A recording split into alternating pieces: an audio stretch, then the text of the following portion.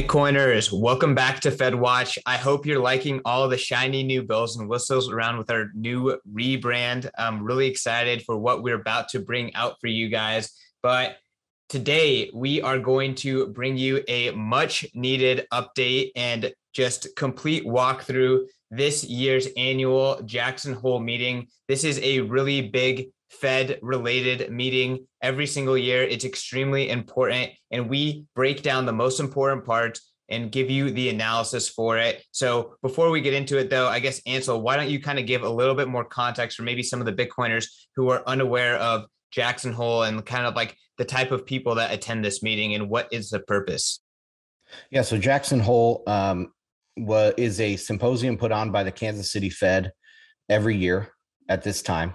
And it started as like an agricultural thing. So obviously Kansas City is in the Midwest. And so it was really focused around agriculture until I think it was the late 1970s or early 1980s. It became more of a central banker meetup. So they get together every year in Jacksonhole, Wyoming, and they have their they talk about all their different monetary policies, probably synchronizing monetary policy around the world. And so this year it was virtual again. 2020 was virtual. This year was virtual. The Fed wanted to do it in person, but apparently the hotel where they hold it at every year, they actually said that they weren't going to have guests there. I don't know why, but so they held it virtually, and which is kind of good because now we get to see Jerome Powell's speech, and it was much anticipated for many different reasons, mainly because everyone thought he was going to be talking about taper. And so we will get into that today. Awesome. Well, I mean, again, people have been talking about taper, the virtual setting. It kind of does make me feel better because at least these guys aren't getting together and vacationing in beautiful Jacksonhole, just because like they don't deserve that. And especially during a pandemic, stay on Zoom, whatever. But that's just my bias. I mean, should we get into this first clip, or do you want to intro it?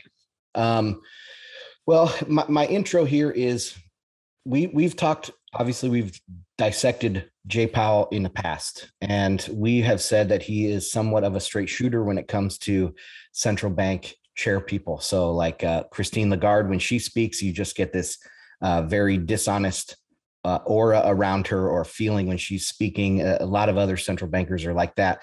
But I think Powell, you don't get that same feeling. He's somewhat of a straight shooter. And my take, this show is contrarian in that we're not on the hyperinflation bandwagon. At least I'm not. And I think that we are trying to provide like a synthesis between Austrian economics and real hard world, real data from around the market, and look at what the central bankers are saying and see if it matches up. So that's kind of my intro for this.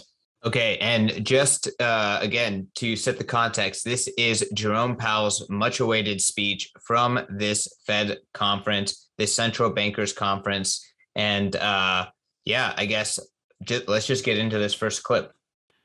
Strong policy support has fueled a vigorous but uneven recovery, one that is, in many respects, historically anomalous. In a reversal of typical patterns in a downturn, aggregate personal income rose rather than fell, and households massively shifted their spending from services to manufactured goods. Booming demand for goods and the strength and speed of the reopening have led to shortages and bottlenecks, leaving the COVID-constrained supply side unable to keep up. The result has been elevated inflation in durable goods, a sector that has experienced an annual inflation rate well below zero over the past quarter century. The things I want to point out is that it is interesting that this was an anomalous kind of recession, that income did rise because of all of the stimulus payments to people.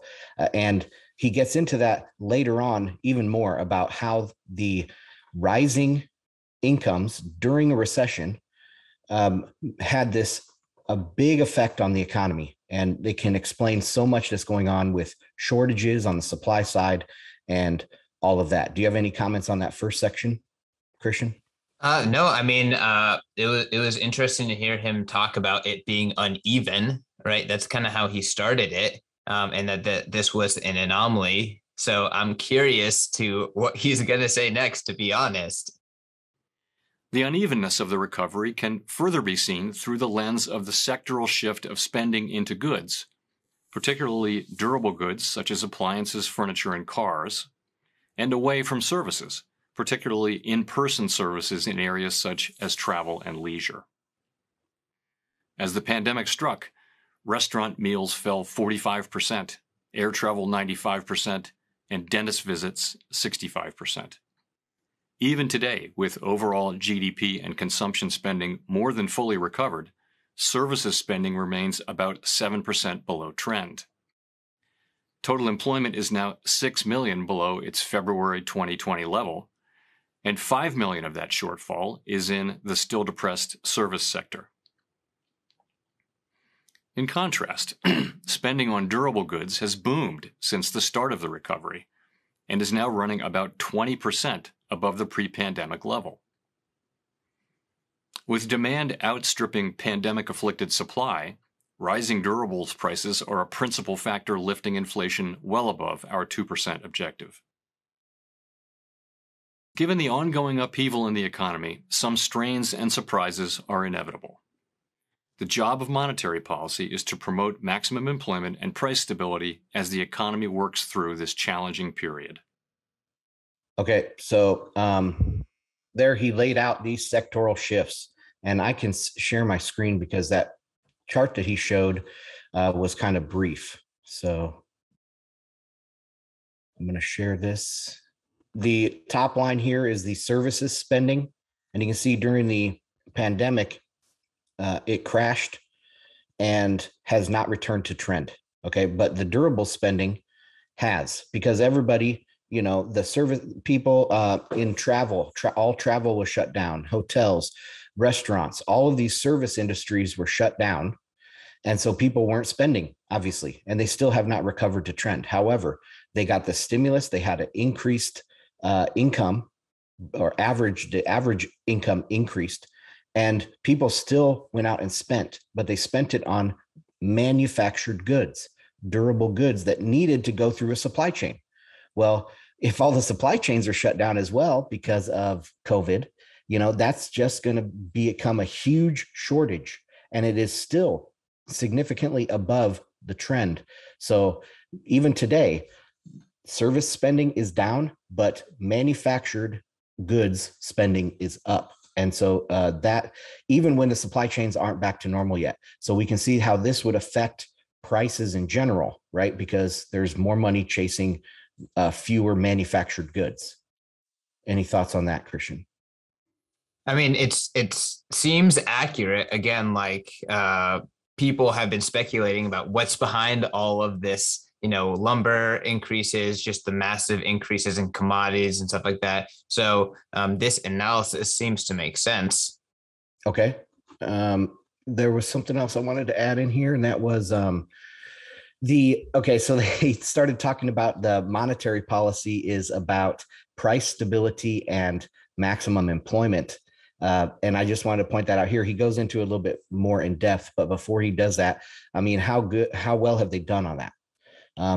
Obviously, employment is horrible, and stable prices are horrible, but they are going to, their monetary policy has been pretty much the same. And that's kind of a theme here that I want to kind of build on, is that they haven't changed their monetary policy, but the data has changed and shifted. They've missed the boat. They were late to the party. They didn't see this coming, and they were piss poor at what they did. Yet they think now they can just set and forget and let their monetary policy continue because they have long-term targets. I mean, they can't even hit a short-term target. How do they think they're going to hit a long-term target? No, I mean, and I think that that's great criticism, and something that you, Parker Lewis, many others, Jeff Snyder, have made is just these people do not know what they're doing. I've heard the analogy driving with a fogged up front windshield, looking in the rear view mirror at the damage that you're doing and trying to course correct. like that. Like they don't know what they're doing. And again, like how much of the economy have they manipulated? And then what are the results? What's the results of their activity? Employment is lower, and prices are unstable, even though income has gone up, right? So they pumped our bags up, they created inequality, and guess what? Results suck. Whoop-de-doo, right? Why do we keep doing this? I don't know. But let's keep watching, right? The spike in inflation is so far largely the product of a relatively narrow group of goods and services that have been directly affected by the pandemic and the reopening of the economy. Durable goods alone contributed about 1% to the latest 12-month measures of headline and core inflation. Energy prices, which rebounded with the strong recovery, added another 0.8% to headline inflation. And from long experience, we expect the inflation effects of these increases to be transitory.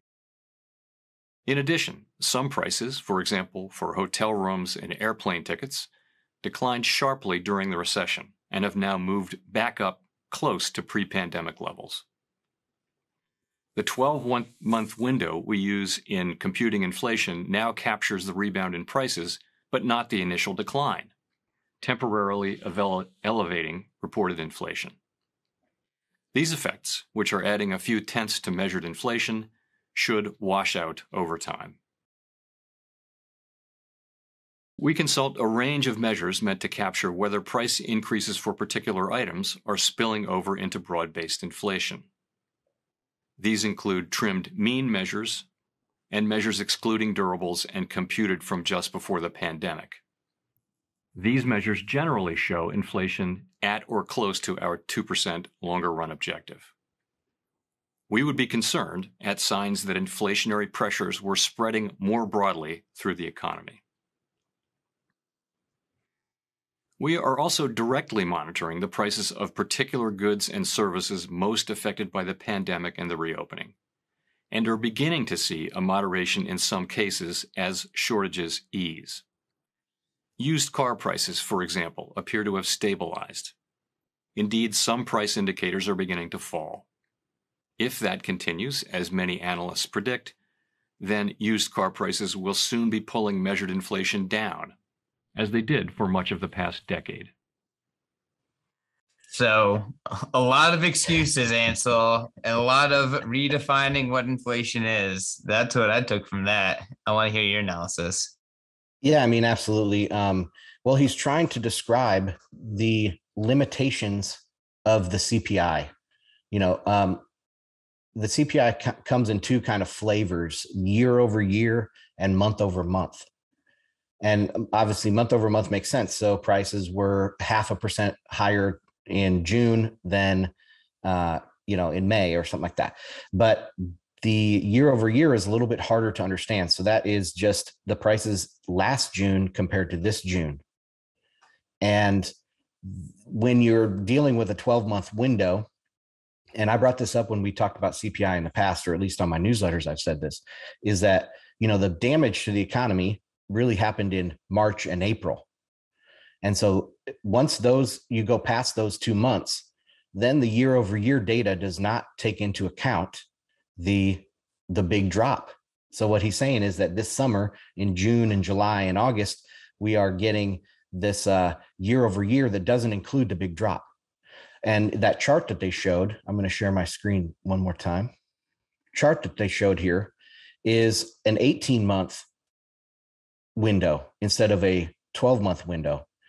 And so they're including the big drop at the beginning of the pandemic back in March, February, March, and April. They're including those bad months. And if they include those bad months, it's right around their 2% target, right? And so over time, what he's saying is that as the initial good months that followed those really bad months, as those good months kind of trail off as well, then the inflation numbers will level out. So that was just kind of an more of an explanation of what he's trying to say. Do you have any comments on that?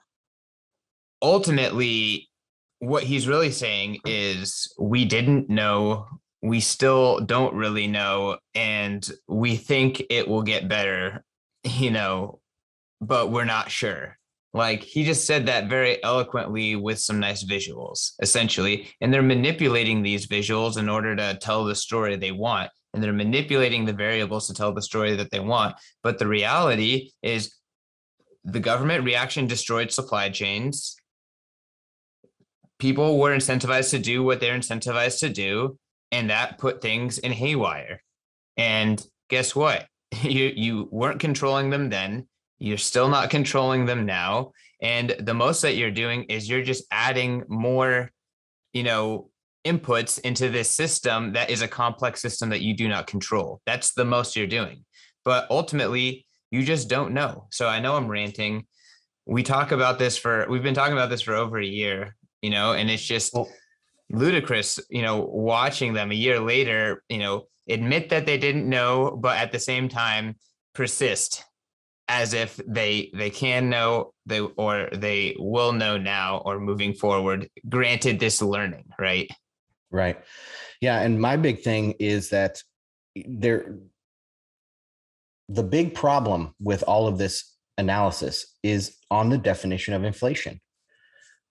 How is supply chains, how are, shortages, how is that money printing? Right. And so a lot of Bitcoiners and a lot of sound money people and Austrian economists, they are really honed in on this debasement and money printing aspect. But really, we can see just in the first half of his speech here and some of his charts, a lot of this is just due to supply chain stuff. And so how is supply chain money printing? And that's why we need to really hone in on the exact definition of inflation in my mind. I wanted to show my screen again and show some of these things that he talked about. So this is the used car index. And you can see, I don't know if it's clear, but down here is 2020, January 2020. And that's right when it dropped, February.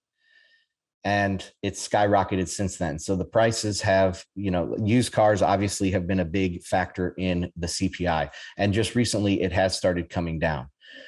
So that effect will be felt in some of the numbers. I have some more things here I wanted to share. So let's go to this one first, which is the Commodities Index. You can see this is a monthly chart. So each candle is a month. And if we zoom into the last year, yes, it has been pretty much straight up, right? But if you zoom out and you look at since the great financial crisis, the trend has been pretty much down. And if you look at these dates in here, 2011 to 2015, commodities as a commodity index was much, much higher. So I want to break this down too, because a lot of people have been saying this, that inflation is like we've seen with a 5% increase recently, right? In recent CPI numbers. And they say, oh, well, inflation only goes up. It never goes down. That's why it's not transitory. The inflation effect is going to, always be felt. The prices are now permanently higher. But when you look at these things like commodities, no, they're not. They go up and they go down, and they go up and they go down, and they go up and they go down. But the trend is, since the great financial crisis in commodities, the trend is lower. Let's go to oil real quick. Obviously, oil is a big factor in the commodities index in general. So you see the same kind of pattern, and we see this from the great financial crisis lower. And just recently we have this slight increase here, but I mean, we're talking $68 a barrel, where back in 2014, we were all the way up at $100 a barrel. So that's 50% higher or so than it is today. So prices go up and prices come down, and prices go up and prices come down. It's transitory. What else we got? 10-year. I don't know what to say about that one. I wanted to show the gasoline prices. In the great financial crisis, it was at $4.15 a gallon. And since then, it's touched $4 multiple times. And then in 2016, it dropped all the way down to 183, and just recently down to 187. And yes, we have seen a spike up recently here, but it is not nearly as high as it was back in the mid, after the great financial crisis. So prices go up and prices come down, transitory. That's all I got for that. right, Bitcoiners, I want to tell you about our newest sponsor. This show is brought to you by Ledn.io. I have been super, super impressed with the guys over at Ledn. I've actually known the co-founders, Adam and Mauricio, for a very long time. I've had the pleasure to watch them build Ledn up from a tiny, tiny startup to now a super impressive institutional grade Bitcoin and crypto lender. Y'all, I'm so impressed with these guys. They are offering some of the best rates out there. I don't think anyone even comes close to touching them. You can get 6.1% APY on your first 2 Bitcoin that you deposit into Ledn interest accounts, and you can get 8.5% US on USDC deposits. I mean, I know all the competitors. They're not even close. If you're going to put your crypto and your Bitcoin into an interest account, Ledn is by far the best. And on top of that, like I said, these guys are hardcore Bitcoiners, and they know the products and the services that Bitcoiners want and appreciate. They come up with B2X. It allows you to put your Bitcoin in, they leverage it up, and you can, with one click of the mouse, get twice the exposure to Bitcoin. So if you're super bullish, Ledn has you covered with a super, super easy way to get leverage with B2X. And then on top of that, they know that Bitcoiners care about your reserves. They know that Bitcoiners don't like under reserved and not full reserved financial institutions. So they are pushing the frontier in transparency in the digital asset lending space. And they are the first digital asset lender to do a full proof of reserves and proof of attestation through a Mariano LLC, a public accounting firm. So the Ledn guys, they know what Bitcoiners like. They are legit. I encourage you guys to check them out. Do your own research and go to Ledn.io. That is LEDN.io and learn more. Bitcoiners, I want to tell you about the Deep Dive. The Deep Dive is Bitcoin Magazine's premium market intelligence newsletter. This is a no fluff, hard-hitting, incredible newsletter going deep into the market, helping you understand what's happening with derivatives, what's happening on-chain, what's happening in macro, what's happening with the narrative, and what's happening with the tech. My man, Dylan LeClaire, is an absolute savant. He is making his name known in the Bitcoin community, getting shout-outs left and right, getting on podcasts left and right, and him and his team are bringing you everything that you need to know about Bitcoin. You don't even have to be on Bitcoin Twitter. You can ignore every other newsletter. This is the newsletter to rule them all. Go over to members.bitcoinmagazine.com. Sign up today. And if you use promo code MACRO, you get a full month for free. You have nothing to lose. What are you waiting for? Sign up. See the incredible work that Dylan and his team are putting out. And if you don't like it, just unsubscribe. You don't pay a dime. But if you do, you know, it's going to be well worth the sats in investment in understanding Bitcoin and gaining the confidence to continue to invest in Bitcoin and making the right moves around Bitcoin. And it's going to be well worth every single Satoshi. Again, can't recommend it enough. That is members.bitcoinmagazine.com, promo code MACRO. Do it today. And again, like, if I could just jump in, like, I feel like you are hyper focused on, you know, what the charts are telling us, that kind of thing. And people are often saying we are experiencing this bad thing, and then they assign inflation and money printing to it as an easy explanation, right? You know, I think my 2 cents would be, we have a opaque and not transparent financial system. No one knows what the hell is happening, and all the inputs are messed up. And that's why we need Bitcoin. That's how Bitcoin fixes this. If we were on the Bitcoin rails, that would not be an issue. And we probably could be able to actually make economic decisions. Like, here is the core problem. Like, the whole world is using this terrible financial system, or this cobweb of terrible financial systems, in order to allocate resources, time, and human energy. So, like, and the experts, the utmost experts, have no effing idea how it works, yet they are trying to manipulate it. Not saying they're manipulating it in the way they're, you know, that they can actually control or get the results they want, because obviously they can't. Again, we've been through this already. You know, we just went through the last, 10 minutes of listening to good old Jay. But they're still going to do it. And again, that's why we need Bitcoin. That's why we need to evolve to a better system. You know, if you're worried about, how we're destroying the planet, how we're polluting the planet, all this kind of fear, you have to look at what incentivizes everyone to do their thing, right? And it's the money. And then who controls or who thinks that they control or who manipulates that? It's Jay over here and others. So, you know, all I have to say is why Bitcoin? And I think your charts are interesting just to show that there's more to it than under the surface. And, you know, I think that the conversation with Greg Foss and Aaron Segal, you know, went into a lot of that too, even though it was more geopolitical. So a lot, you know, there's a lot to unpack. I know we have some more videos to get to, so I'll get off my soapbox. Policymakers and analysts generally believe that as long as longer-term inflation expectations remain anchored, policy can and should look through temporary swings in inflation. Our monetary policy framework emphasizes that anchoring longer-term expectations at 2% is important for both maximum employment and price stability.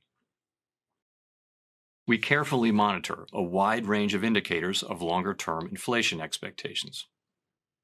These measures today are at levels broadly consistent with our 2% objective. Because measures of inflation expectations are individually noisy, we also focus on common patterns across the measures. One approach to summarizing these patterns is the board staff's Index of Common Inflation Expectations, which combines information from a broad range of survey and market-based measures. This index captures a general move down in expectations starting around 2014, a time when inflation was running persistently below 2%. More recently, the index shows a welcome reversal of that decline and is now at levels more consistent with our 2% objective. Longer-term inflation expectations have moved much less than actual inflation or near-term expectations, suggesting that households, businesses, and market participants also believe that current high inflation readings are likely to prove transitory and that in any case, the Fed will keep inflation close to our 2% objective over time. Finally, it is worth noting that since the 1990s, inflation in many advanced economies has run somewhat below 2% even in good times. The pattern of low inflation likely reflects sustained disinflationary forces, including technology, globalization, and perhaps demographic factors, as well as a stronger and more successful commitment by central banks to maintain price stability. In the United States, unemployment ran below 4% for about 2 years before the pandemic, while inflation ran at or below 2%. Wages did move up across the income spectrum, a welcome development, but not by enough to lift price inflation consistently to 2%. While the underlying global disinflationary factors are likely to evolve over time, there is little reason to think that they have suddenly reversed or abated. It seems more likely that they will continue to weigh on inflation as the pandemic passes into history. Okay, that was 1340. So my reaction to that initial point was, love your background now, Christian. People need to go onto YouTube and watch us there because we are laughing in the background and we have all of our screen shares and stuff going on. But my reaction to that is, again, they're talking about long-term inflation expectations. They want to anchor these long-term inflation expectations. And that is my contention of what they actually do. They set expectations. They don't print money. They don't have their monetary policy doesn't actually affect the economy other than they talk and jab and try to set these expectations for the market. So I did want to share my screen real quick again and look at that chart that he had. This one was interesting, and I'm not going to beat a dead horse here because everyone knows that I'm not in the big inflation camp, but this is a chart of major economies, not including the United States. And back in the 90s, I mean, if you put the United States on here, it would be roughly the same. Okay. And back in the 90s, when I was going through middle school and high school, that was like the last great growth period in the United States. And inflation expectations were much higher, okay, than they are today. And inflation was much higher. If you go back and look at all the statistics, inflation was much higher in the 80s and the 90s than it has been in the last decade. So, and this is all trending down. And lastly, I'll point out in this chart, starting in 2018, we see a kind of a spike. Everyone's going together, and that's when they said it was globally synchronized growth. You might have heard that term, because as growth goes up, interest rates go up. Okay, that's what actually pushes interest rates up, is growth. But that didn't last. And in 2019, late 2019, we saw a reversal of that before the pandemic hit. So, this can start getting into since this was the shortest recession in history, the shortest and the deepest recession in history. Are they just masking a lot broader trend to the downside, right? That started in 2019 and is continuing now in 2021, maybe into 2022 or something like that. Is that the real recession? And this pandemic blip was just kind of an excuse. So I'll stop there. And what do you got, Christian? So, changed my background because I think exactly, it's the place is on fire. Nothing is going well, but yet he can still point to a narrative where, oh, it's fine, right? We're on target long term. This is welcome inflation from the downward trend that we've been experiencing, which you have pointed out many times. Like, oh, thank God we have this inflation. We got it under control. Like, no, what's happening is the destruction in supply chains that have been happening is expedited significantly. And then you just rearranged wealth. You rearranged the numbers on the scoreboard. And then now society is going bonkers, right? But it's fine. Long-term inflation expectations are correct. We are not deflating. The world is not becoming less productive and less efficient. We're not experiencing anything wrong. Ansel, I promise you, it's fine. Yeah, exactly. They're trying to talk us into thinking that, hey, there's inflation coming, there's growth coming, but when there's nothing of the sort. So let's move on to the next segment. This is the last one. I know this is going on a little bit longer, but let's get into at minute 17:12. That's where they really dive into this policy discussion. So that's a 2-minute clip. The committee remains steadfast in our oft-expressed commitment to support the economy for as long as is needed to achieve a full recovery. The changes we made last year to our monetary policy framework are well suited to address today's challenges. We have said that we would continue our asset purchases at the current pace until we see substantial further progress toward our maximum employment and price stability goals, measured since last December when we first articulated this guidance. My view is that the substantial further progress test has been met for inflation. There has also been clear progress toward maximum employment. At the FOMC's recent July meeting, I was of the view, as were most participants, that if the economy evolved broadly as anticipated, it could be appropriate to start reducing the pace of asset purchases this year. The intervening month has brought more progress in the form of a strong employment report for July, but also the further spread of the Delta variant. We will be carefully assessing incoming data and the evolving risks. Even after our asset purchases end, our elevated holdings of longer-term securities will continue to support accommodative financial conditions. The timing and pace of the coming reduction in asset purchases will not be intended to carry a direct signal regarding the timing of interest rate liftoff, for which we have articulated a different and substantially more stringent test. We have said that we will continue to hold the target range for the federal funds rate at its current level until the economy reaches conditions consistent with maximum employment and inflation has reached 2% and is on track to moderately exceed 2% for some time. We have much ground to cover to reach maximum employment, and time will tell whether we have reached 2% inflation on a sustainable basis. Just to sum up what he said there, he said that progress was needed to do a taper, They have seen progress, continued to improve over and over again, month after month, as they have been meeting. But he never said anything straight out that they will be tapering. So he said a taper in the easiest possible way without actually saying we're going to taper.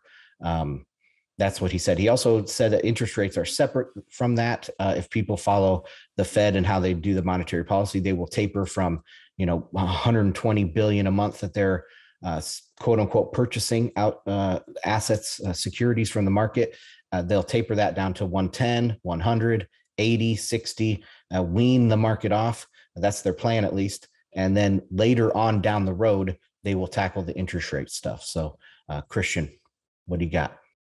Well, I mean, I don't know if he kind of like set up this false scenario for taper. If we can get maximum employment up, then, and we're starting to continue make progress, it will improve.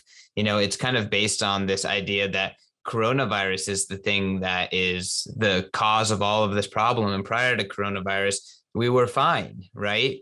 And we already know that that is not the case. They started these repo purchases before coronavirus.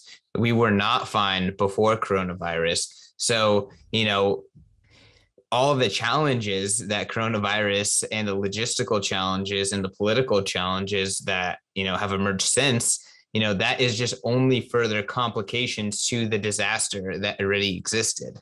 So I don't think that they're ever going to taper because it's not politically palatable. And he pretty much, said, yeah, if it gets to the point where we're looking good, we'll taper. But he pretty much set up a scenario that will never happen because we know that it's going to continue to slide in the opposite direction.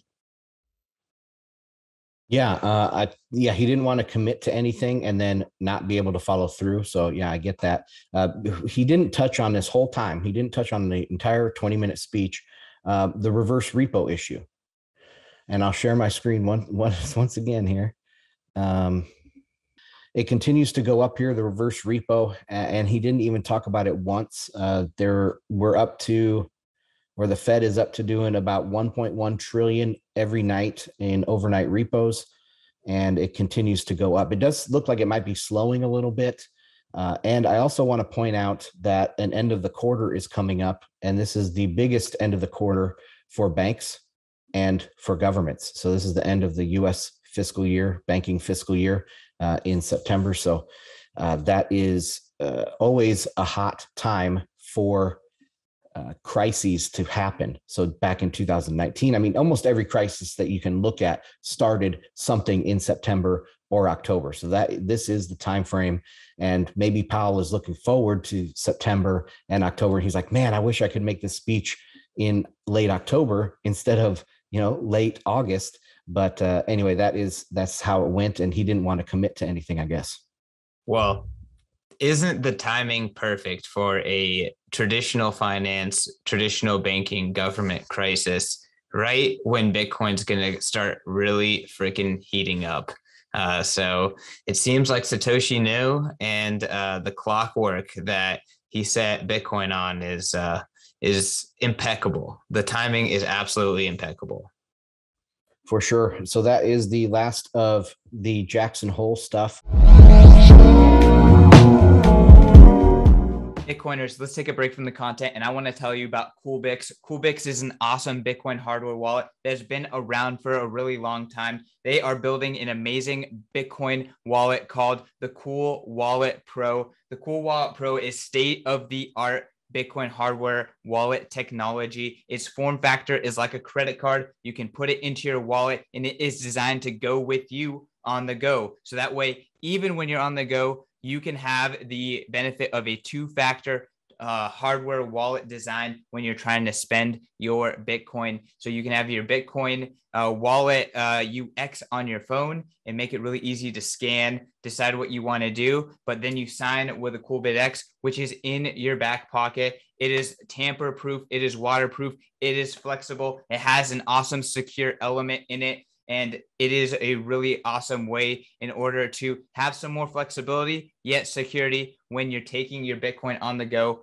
I personally am a fan of, this idea of making Bitcoin into a medium of exchange and making it into something that people use. I know it's going to take time, but they are working on the UX for making that possible in as secure a way possible. So have some peace of mind. Check out the Cool Wallet Pro from CoolBix. And yeah, thank you to them for sponsoring this podcast. Bitcoiners, I want to tell you about the Texas Blockchain Summit put on by the Texas Blockchain Council. This conference is all about Bitcoin, and man, their lineup is absolutely spectacular. Cynthia Lummis, Hester Pierce, Warren Davidson, Nick Bhatia, Alex Gladstein, Will Cole. That's just the tip of the spear. There are so many big names going to be a part of this event. The Texas Blockchain Council is doing an absolute incredible job, and they are 100% focused on Bitcoin and self-sovereignty that comes from adopting Bitcoin. The most sovereign place in America is Texas. Austin is the capital. October 8th is the place. Go to the Texas Blockchain Summit. You can save a beautiful 25% if you use code BTC in all caps. That is the special code for the Bitcoin Magazine audience. Use code BTC, save 25% off your ticket. Don't miss it. This is going to be absolutely sick. Peace. But there is more Powell news. If you want, we can cover that in probably 2 minutes here real quick. Okay, so Powell is coming up for reappointment, like we've said multiple times now on the show, and that is in February. It's starting to turn more and more political.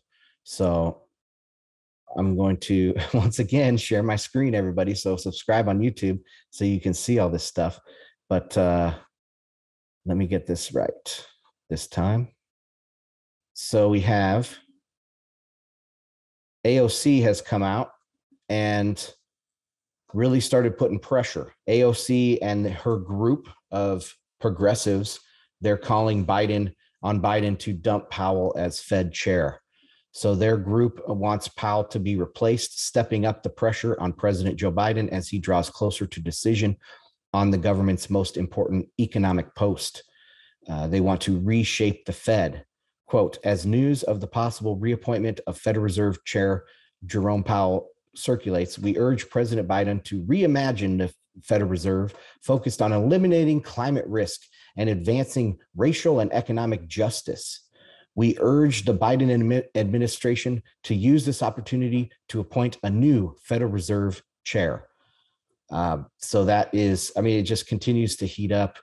That's all I have for that. It continues to get more and more political with AOC and the progressives. Remember, we talked about Elizabeth Warren. Oh, I do have some other stories here from, I wanted to show this climate change is they're trying to push the Fed and central banks in general to be political entities, right? There's supposed to be this separation, at least in the United States, of political influence on the Federal Reserve.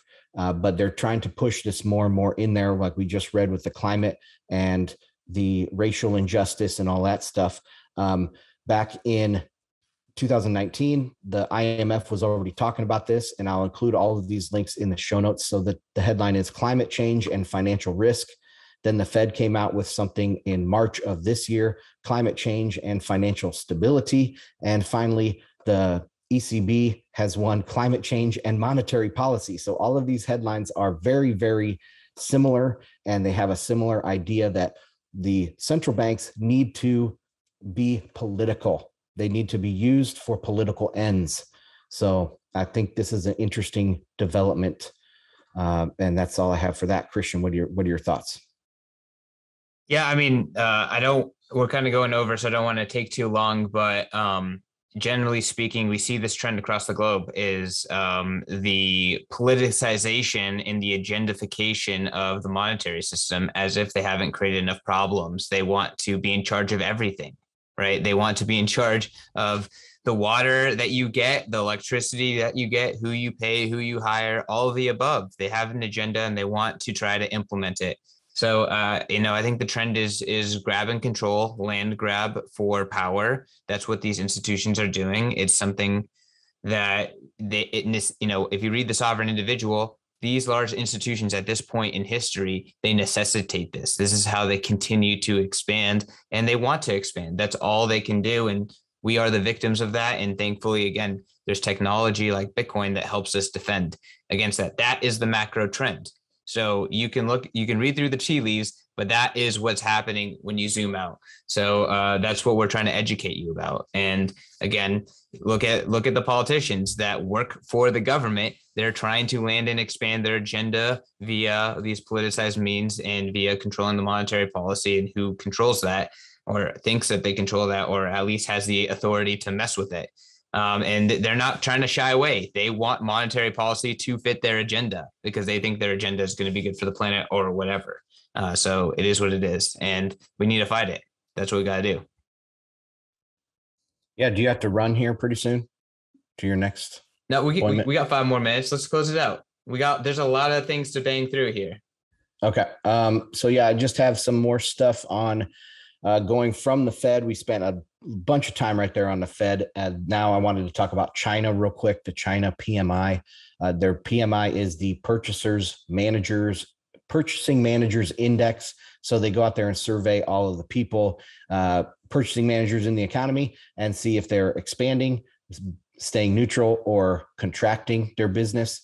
And so in a big news just dropped yesterday, China is back in the negative on the non-manufacturing. So their retail side, they are going back in the negative, and they are the lowest since last February in the manufacturing sector. So they are having really contracting times in their economy over there in China. And as the credit impulse in China goes, usually the rest of the globe kind of follows.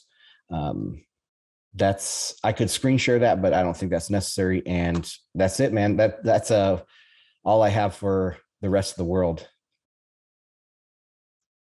I mean, I definitely want to chat about like Afghanistan and, what we're seeing there, just because I want to zoom out, guys. I want to talk about the big picture, which is we've seen the war on drugs and plants. We've seen the war on terrorism ideology, any sort of government that doesn't fit what our government likes, the war on communism, war on ideas, if you will. And now, we're starting to see the war on germs. So, again, these governments are trying to expand. These entities are trying to expand all of their wars, all of their initiatives that they're justifying this expansion have turned into disaster. And, I'm sure as someone who served in the military, Ansel, what went into things in operations like Afghanistan, and what are the results?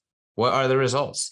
It sounds like it's a clown world that we gave all these vehicles and jet and aircrafts to them with keys. Like, why can they even operate this stuff, right? Like, it's just absolutely bonkers. How many Americans are in prison for nonviolent drug crimes, ruining their lives, ruining their children's lives, ruining their children's lives, creating negative culture for generations? Like, what is the outcome of all of this? What is the outcome of Mr. Jerome Powell and Mrs. AOC, and all of their tinkering? Like, you need to ask yourselves these questions. And then when you see Bitcoin, that's why you see Ansel and I so encouraged by it, and so excited by it, because, it's pretty much no more. Enough is enough with this. If we can get enough people saying that, maybe we can live in a world that doesn't have to, have the suffering that's caused by, effectively these crazy people and these horrible incentive structures. Yeah, absolutely. I'm more in the cyclical camp. Like, I think that the world that we see today, with all the stuff going on in Afghanistan, all of the, incarceration rates in the United States, and some people say it's like a cultural decline of the West, things like that. I think that it is mainly due to credit-based money. It's due to the money, right? But this happens in a cycle, just like Austrians will tell you, it's a business cycle. But Ray Dalio has done work on these long-term debt cycles and how that plays out. Any sort of cyclical model that you're looking at is coming up either right now or in the next 5 to 10 years of a major shift, fourth turning, the Ray Dalio long-term cycle, any sort of boom bust cycle that you look at. So I think that all this is coming to a head. And so I take kind of a less, I don't know what word I'm looking for, but I think it's less serious. What happened in Afghanistan, one, I don't think it was an accident. I think they left that stuff over there on purpose because geopolitically they want to cause chaos in Central Asia. Maybe not everybody knew that was the plan, but there were some people that thought, hey, we're just going to leave a bunch of weapons over here so the Taliban can actually increase costs for other people in Central Asia, specifically their neighbors. They have a border with China, and they have a border with former Soviet republics where Russia has a big influence. They have a border with Iran. So there's a lot of different players over there that, maybe the US just wants to get out in kind of a chaotic fashion and stir up as much trouble as possible to cause as much expense to our quote unquote rivals in the world. I don't know, but that would be much more likely in my mind than to have this happen as incompetently as it has. So who knows what's all going on, but overall, I think it's a cyclical pattern, and where the fiat system is breaking down, the credit bubble is bursting globally, and it's perfect timing with Bitcoin to come in here and pick up the pieces. Yeah, I think incredibly, incredibly well said. Again, no one here is a full expert, right? We're just trying to understand. Bitcoin's a tool to help us understand better. And that's why we're advocating for it, because these are complex things and all these central planners are just mucking it up. They have ulterior motives. Even if what you're saying about Afghanistan is correct, why should we trust them?